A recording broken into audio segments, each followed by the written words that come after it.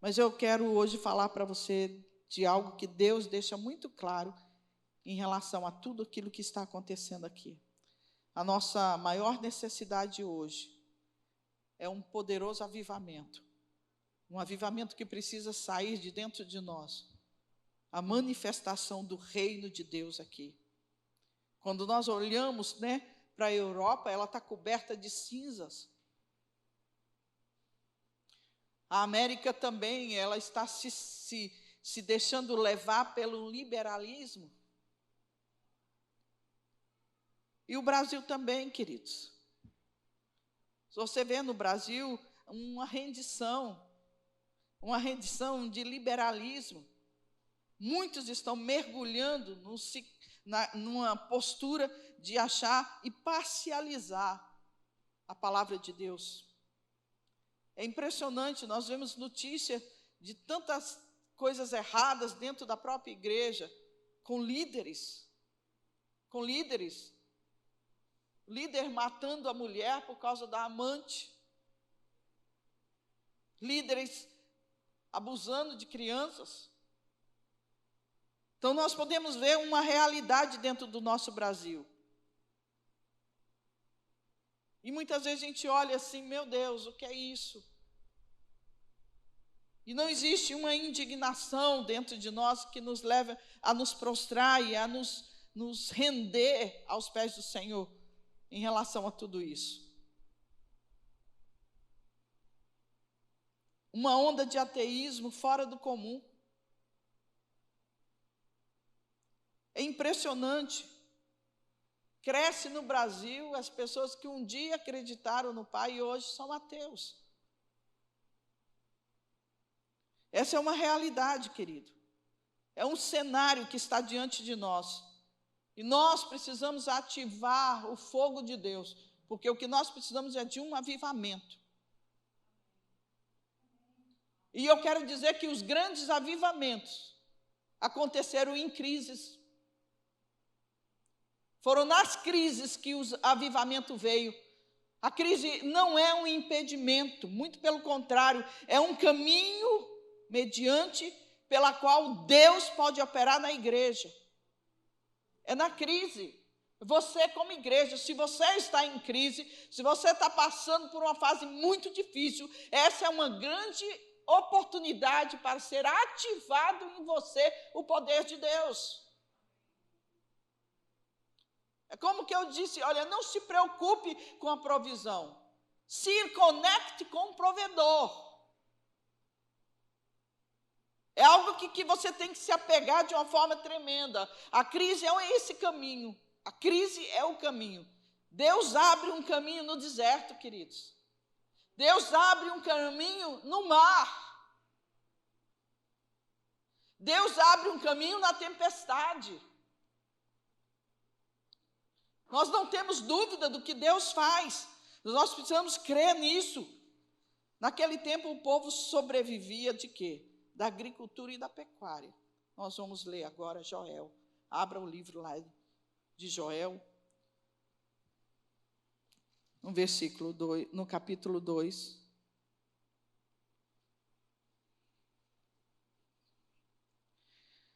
No versículo 12. Ele diz, agora sim, agora mesmo, diz o Senhor, convertei-vos a mim de todo o vosso coração, e isso com jejum, com choro e com pranto, e rasgai os vossos corações, e não as vossas vestes, e convertei-vos ao Senhor, vosso Deus, porque Ele é misericordioso, compassivo, tardio em irar-se, e grande em beneficência, e se arrepende do mal. Essa é a palavra do nosso Deus.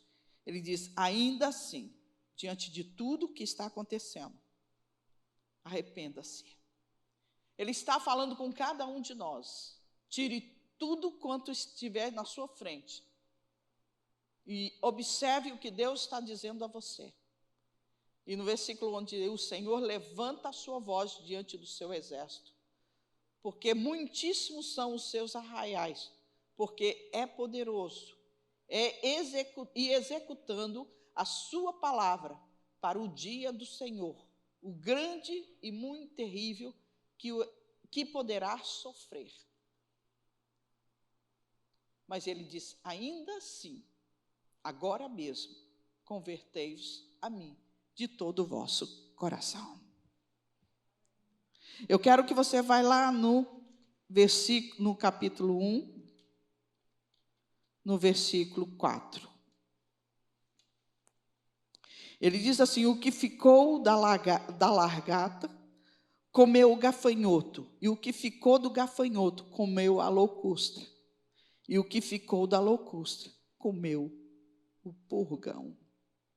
Ele fala de um inseto que destrói o pomar, que destrói tudo, deixa um deserto devastador, total na situação.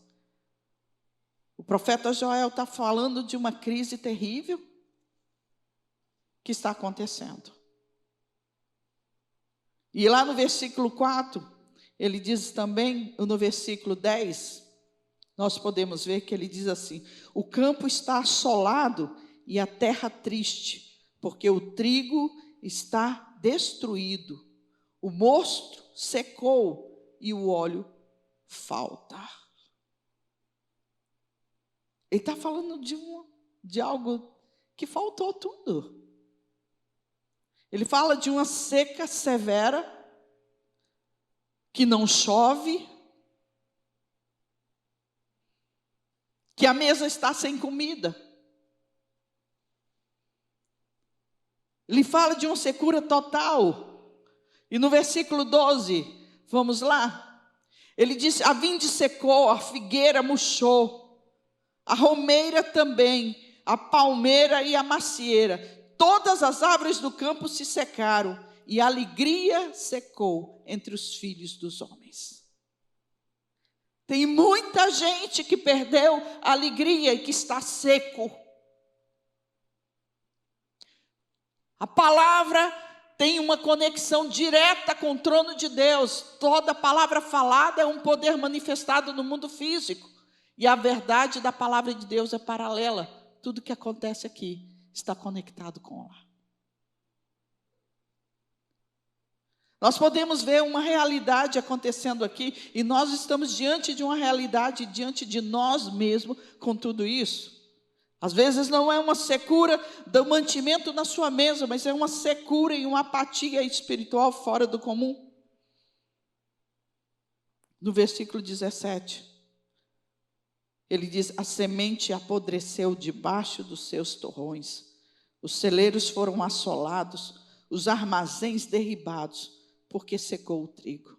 Até aquilo que você tinha como reserva, até aquela semente que você guardava, até aquilo que reservaram, apodreceu. Foi consumido. Não tem mais nada, nada mesmo aqui. Essa semente morreu, ela mirrou no ventre da terra. E no versículo 18, ele diz, como geme o gado, as manadas de vacas estão confusas, porque não tem pasto. Também os rebanhos de ovelhas são destruídos. Queridos, não tem provisão. Nem o fruto, nem o pasto, não tem nada. É crise financeira sem precedente. Acabou tudo. Não tem provisão, não tem nada. Se secou tudo. Vamos lá para Joel 2, no versículo 2. Ele diz, dia de trevas e de tristeza, dia de nuvens e de trevas espessas, como a alva espalhada sobre os montes, povo grande e poderoso, qual deste o tempo antigo nunca houve, nem depois dele haverá pelos anos adiante, de geração em geração. Ele fala aqui de um povo. Então, quando ele fala aqui desse povo grande e poderoso, o que é que nós podemos entender com isso? Uma invasão militar. está cercando aquela cidade, um poder irresistível, o povo está encurralado, uma crise política e econômica.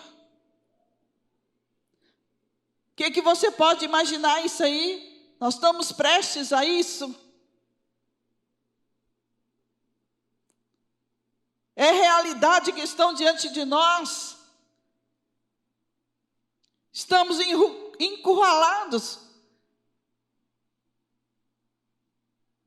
E se levantar um poder militar aí por causa disso, nós vamos ver como é que vai ficar.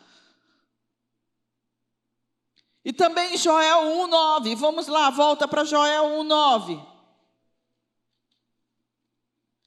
E foi cortada a oferta de manjar e a libação da casa do Senhor, e os sacerdotes servos do Senhor estão entristecidos.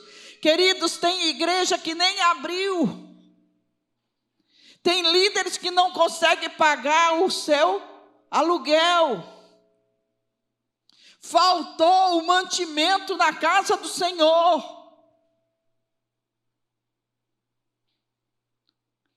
Os líderes, pessoas estão entristecidos por causa disso. Há uma situação grave acontecendo, sutil, uma estratégia maligna fora do comum. Deus nos chama a essa realidade. É uma crise na igreja. Nós vemos aqui mesmo uma apatia. Pessoas que não saem de dentro de casa. Estão ficando doentes dentro de casa.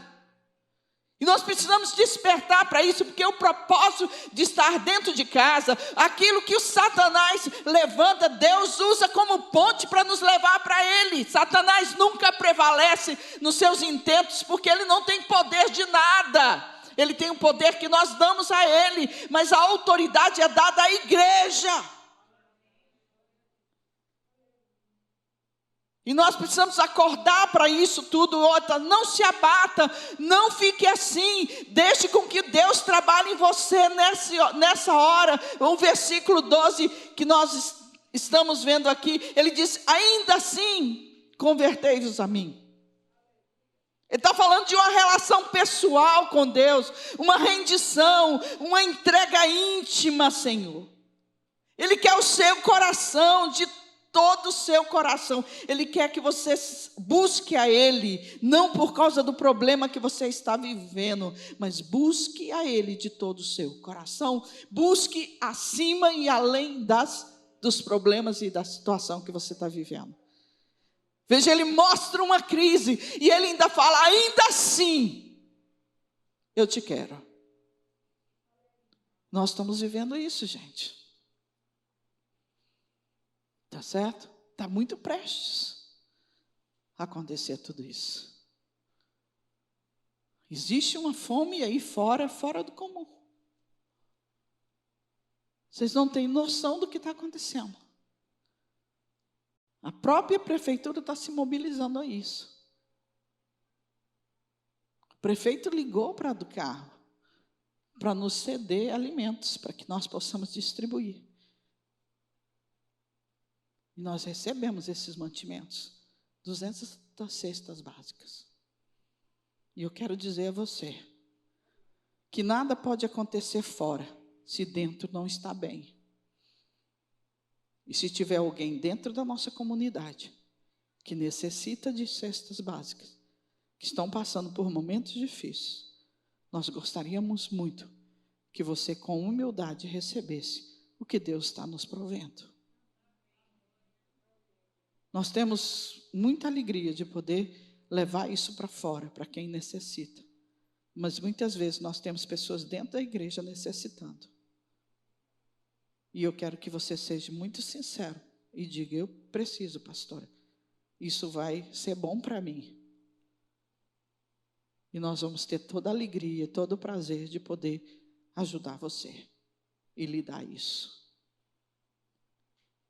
Está entendendo?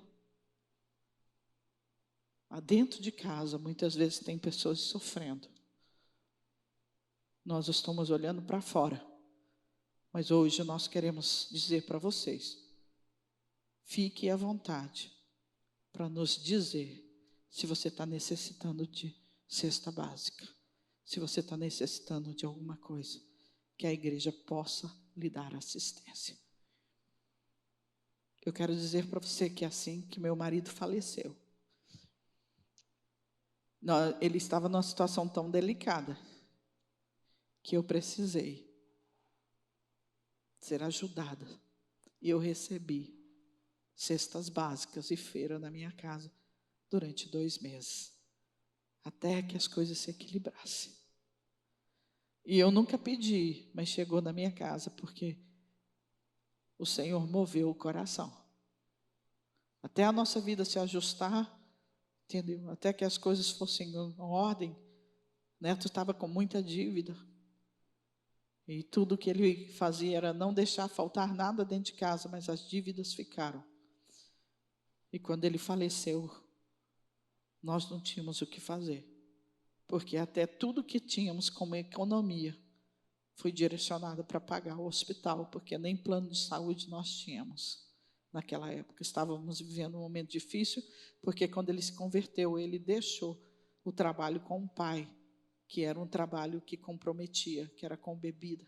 E ele não queria mais aquilo a vida dele. Então, um salário desse tamanho ficou desse tamanho. E dentro de poucos meses, esse pouco salário também desapareceu, porque tudo que o diabo dá, ele toma quando você se entrega a Deus. Então, nós tínhamos uma locadora que o dinheiro, que os carros foram comprados com dinheiro da distribuidora. Então, quando ele saiu da distribuidora, os carros todos foram tirados também. Por quê? Porque tudo que o diabo dá, ele toma, quando nós não servimos mais a ele. Então, passamos momentos assim, sabe? E pessoas aqui que estão presentes aqui, foram pessoas que não deixaram faltar nada para mim. Nada. Até hoje são pessoas que nunca me desampararam. E Deus organizou tudo, e hoje, graças a Deus, eu sou uma semeadora do reino de Deus. Porque Deus faz isso. Então, receber uma cesta básica, receber uma feira, receber uma ajuda, querido, é uma dádiva de Deus. Não se intimide, não fique receoso de falar, eu preciso. Tá certo? Nós precisamos saber o que Deus tem como propósito. Mas lá no versículo 12, ele diz, convertei-vos a mim. Convertei-vos. Convertei-vos a mim. É a mesma coisa, procura te apresentar a mim como alguém aprovado, que não tem do que se envergonhar, e que manuseia bem a palavra. Ele está dizendo, antes mesmo de se apresentar publicamente, apresenta-se intimamente para mim. Ali eu trato a tua vergonha, para que publicamente eu possa te honrar. Mas aqui ele está dizendo assim, convertei-vos a mim. Ele está falando uma relação íntima e pessoal comigo, de rendição plena. Ele quer avivar o seu coração. Ele quer você de todo o coração. Não é por causa do seu problema, não é por causa do que você está vivendo, não é a circunstância. Ele quer ser a sua maior riqueza e herança. Ele te busca. E ele diz, convertei-vos a mim. Se converta a mim. Deixa eu manifestar o meu poder e revelar a você as riquezas e os tesouros escondidos dentro de você. Jesus é o grande negociante, Jesus é o mercador, Jesus é o tesouro escondido em nossos corações. Ele negocia, ele é o mercador e ele é a própria pérola. A pérola que foi ferida, a pérola pérola que deixou sobre nós um nacar chamado Espírito Santo, que nos transforma numa pérola. Existem coisas que você está passando, crise que você passou, que te transformou numa pérola. E eu falo, qual é a ferida que te transformou numa pérola? O que aconteceu com você, que hoje você pode se tornar uma pérola? Que o propósito de Deus é transformar você numa pérola para Ele. Uma pérola que não é feita nem forjada por mãos humanas, mas é forjada por Ele. E é forjada lá dentro, por causa de uma ferida. Por causa de uma ferida. O Espírito Santo, na cara de Deus, te envolve. E vem outra ferida, mais um envolvido. O nacar, mais uma ferida. As feridas é que te transforma numa pérola linda. Uma joia preciosa para Deus. E é isso que Ele fala para você. Volta com diligência. Como é que Ele fala? Voltar aqui, convertei-vos a mim de todo o vosso coração. Isso com o quê? Com jejum. Com jejum e planto. Sabe o que é isso? Meu Deus do céu. É uma rendição e entrega absoluta. É mostrar para você que o pão físico que você come é um símbolo do pão do céu. E quando você tira o pão físico, o que vai acontecer? Você vai comer o pão do céu, porque o jejum é você se alimentar do pão da vida, o pão do céu. Nem só de pão viverá o homem, mas de toda a palavra que sai da minha boca. O verdadeiro pão é aquele que te sacia, aquele que te alimenta. Quando você abre mão do pão físico, é um momento que você se abstém do alimento físico, é um momento que você se prepara para se alimentar do pão espiritual. Ele diz, convertei-vos a mim com jejum e com choro e com planto, querido, de todo o seu coração. Olha, quando não só aquele momento seu de se entregar ali, ele diz, faça tudo para a minha glória. Se comer é para a minha glória. Tudo para a minha glória. Um jejum para a glória de Deus. Se você comer é para a glória de Deus. Se você jejuar é para a glória de Deus. O jejum é o próprio pão do céu.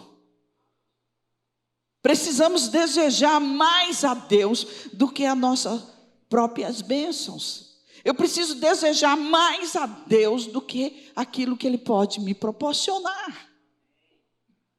Aquilo que eu vou receber dele é muito pequeno diante do que ele é para mim. Quando você faz com que tudo aquilo que você tem seja menor do que o Deus que lhe dá, tenha certeza que ele vai transbordar e ele vai te dar mais e mais, porque nada vai tomar o lugar dele no seu coração.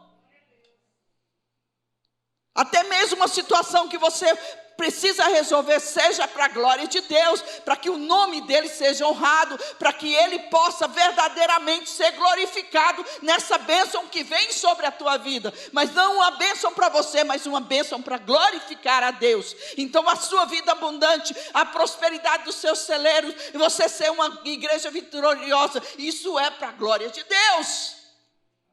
Ele tem um propósito de cumprir isso. Nós precisamos desejar mais a Deus do que as bênçãos dele. Mais a Deus do que o sucesso. Mas isso com choro e planto. Qual foi a última vez que você chorou diante dos pés do Senhor? Neemias chorou quando soube do estado dramático do seu povo.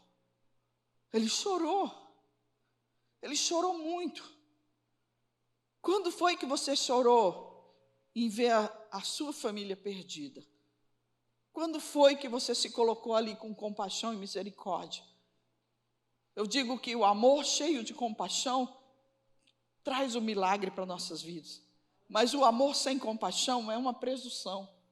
Nós fazemos isso por uma glória pessoal e para um reconhecimento. E nós até falamos, fiz tanto por você, fiz tanto por isso, por aquilo. Quando nós fazemos sem compaixão, nós esperamos uma retribuição. E esse não funciona. O amor com compaixão faz o milagre acontecer na sua vida. Quando é que você chorou por alguém, chorou pela sua cidade, chorou pela situação do nosso país? Quando foi que você se colocou ali em choro e pranto?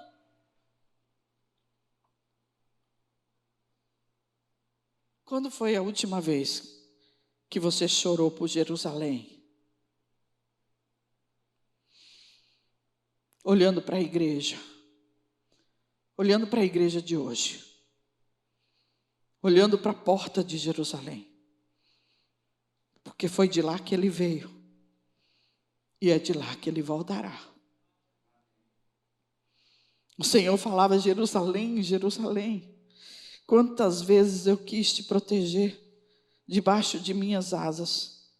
O Senhor chora por Jerusalém. Chorar pelos nossos pecados, quantas vezes nós choramos. Ele disse: volta com sinceridade e apresenta-te a mim. Expõe tua vergonha. Rasgai as vossas vestes. Sabe o que é isso? Rasgar as nossas vestes.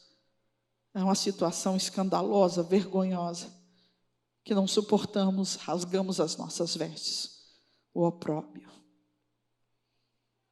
Mas nós precisamos ter muito cuidado, porque o nosso coração é enganoso. Ele diz: enganoso e completamente corrupto é o coração humano. Temos muitas vezes atitudes cênicas, fingimento de espiritualidade.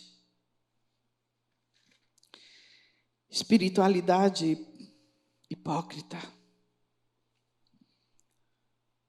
Espiritualidade de palco. Passamos muitas vezes uma espiritualidade vazia e seca. Moisés, quando subia, ele voltava com aquele véu.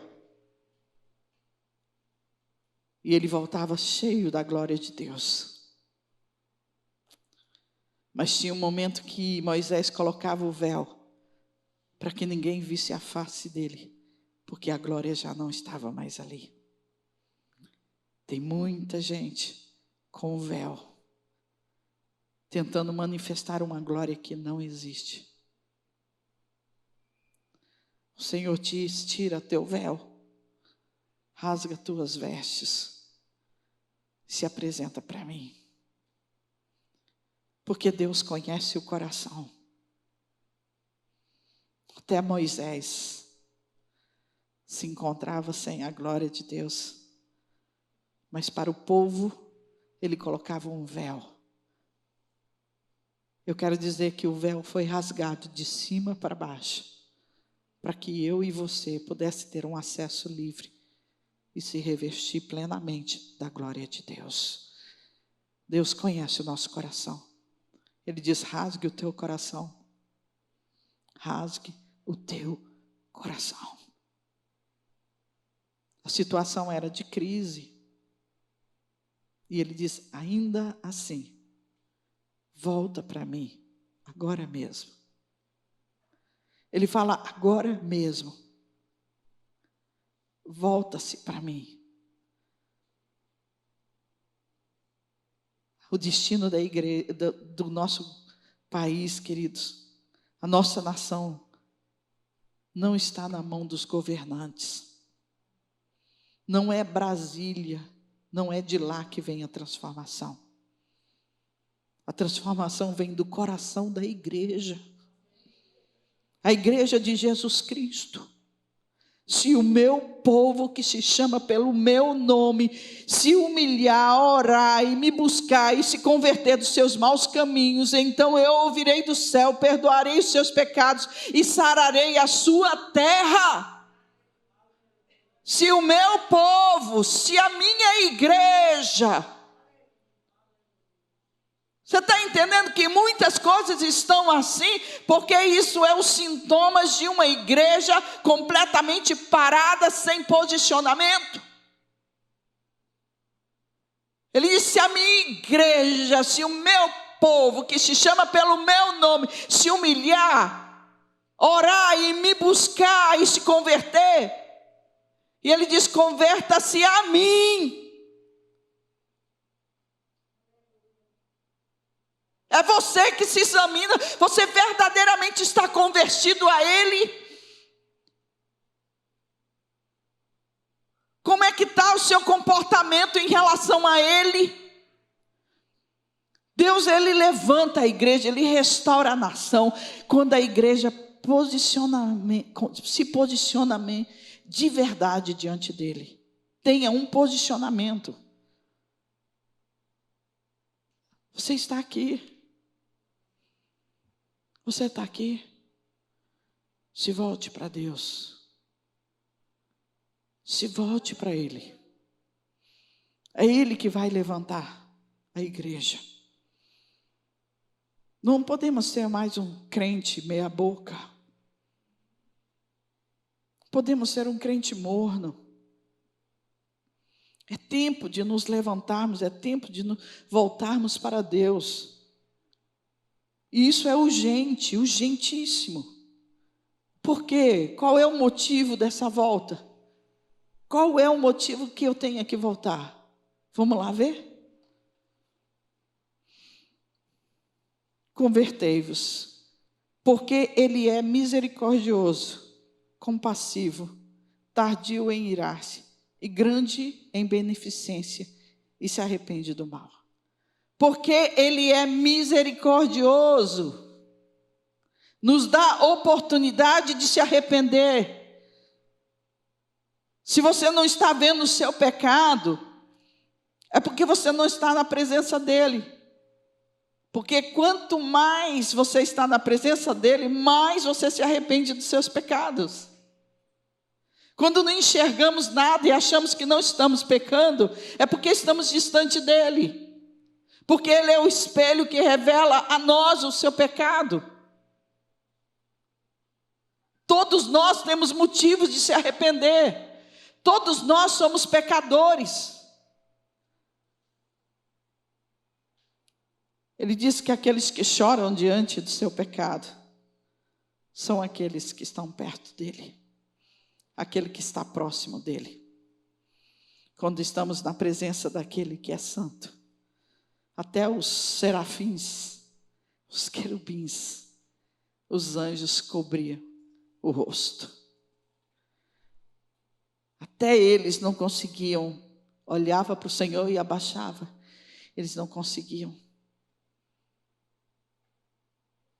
Porque Ele era santo e Ele é santo. Que o Senhor abra os nossos olhos. Porque Deus, Ele habita no coração contrito, abatido e quebrantado. Ele tira suas vestes sujas e Ele vai te vestir com vestes novas. Sua alegria será completamente resgatada e restaurada. Não podemos fugir de Deus. Temos que correr para Ele. Ele é o abrigo. Ele é o restaurador de sua vida. E Ele diz: convertei-os a mim. Faça isso com jejum, com pranto e com choro. Rasgai as vossas vestes. Porque eu sou misericordioso. Eu sou tardio em irar.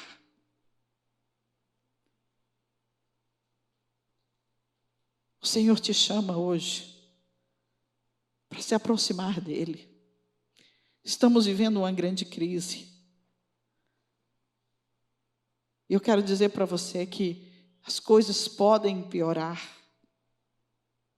Mas se estamos com um provedor, não podemos duvidar do que Ele pode fazer na nossa vida. Ele é um Deus de cura, de restituição. Ele é tardio em se irar. Não tenha dúvida do que Ele vai fazer na sua casa e na sua vida. Mas Ele disse, ainda hoje, agora. É agora. Ele disse, agora. Assim, agora mesmo, diz o Senhor. Olhe aí para você no versículo 12. Ainda assim, agora mesmo. É agora. É nesse momento. É Ele que fala com você.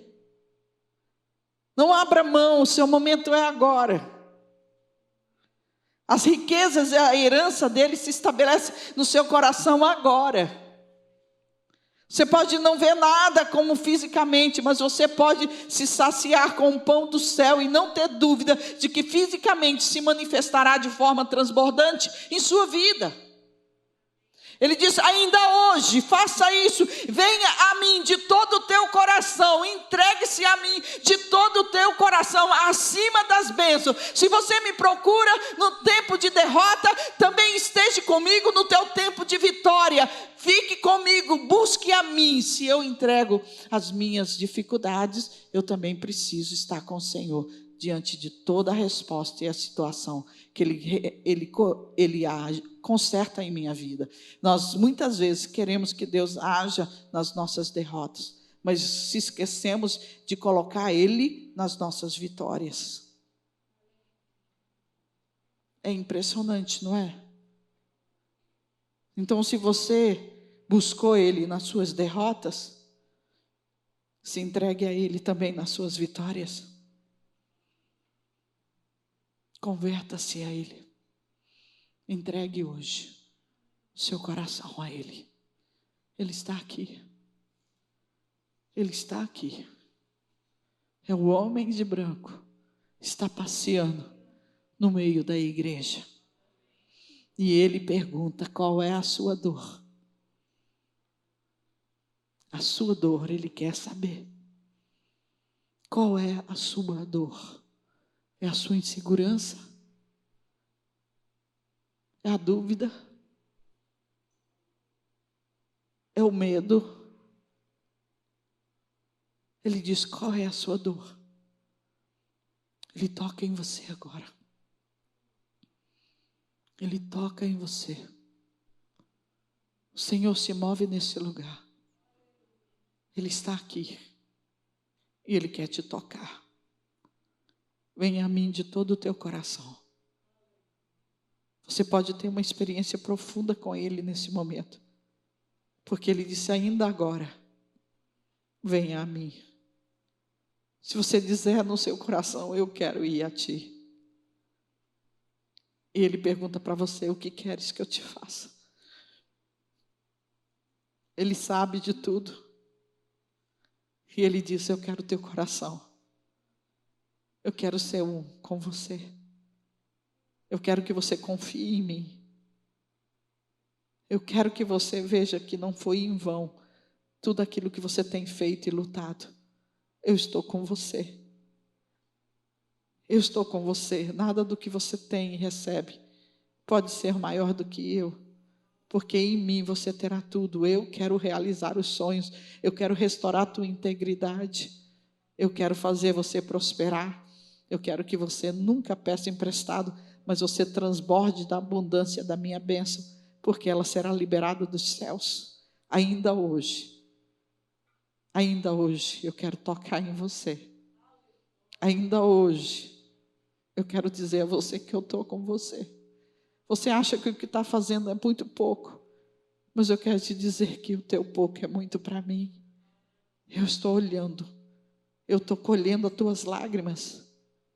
Eu estou colhendo as tuas lágrimas, o cálice da insubordinação na minha mão está grande. E quando eu derramar esse cálice, a vitória será estabelecida. E tudo aquilo que tem feito você chorar, virá como honra sobre a tua vida. Ele está aqui. Ele diz, apresenta-te a mim, agora, com choro, com jejum, com planto, com entrega absoluta. Se constranja diante das coisas. Tenha pudor Se entregue para mim. Eu quero te dar vestes novas. Eu quero que você rasgue essa que está em você, porque eu quero te dar vestes novas.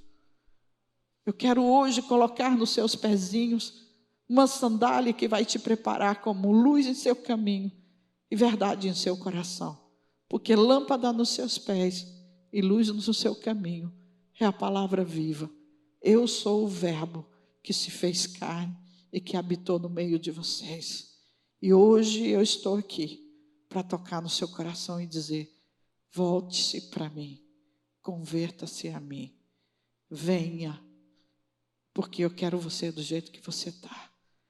Eu tenho ouvido teu coração. Oh, Ramanassuri Cantralamanai. Por breve tempo eu te deixei, mas jamais te abandonei. Vocês são meus filhos, e os seus filhos são meus guardados. E eu não abro mão de nenhum fruto de sua geração. Eu te chamei para me honrar. Eu te chamei para estabelecer como vaso de honra para o louvor de minha glória. Hoje mesmo, eu estou dizendo para você, eu estou declarando para você que eu amo você, e eu quero você, e eu quero o seu coração. Você é meu filho, você não está descoberto, eu estou com você. Você é minha filha separada e remida para a minha glória. Eu vou te estabelecer como autoridade, e você vai estabelecer a sua casa como objeto de louvor nessa terra. E você exercerá uma autoridade, será conhecido entre as nações, porque eu sou o teu Deus e eu te remi para minha glória.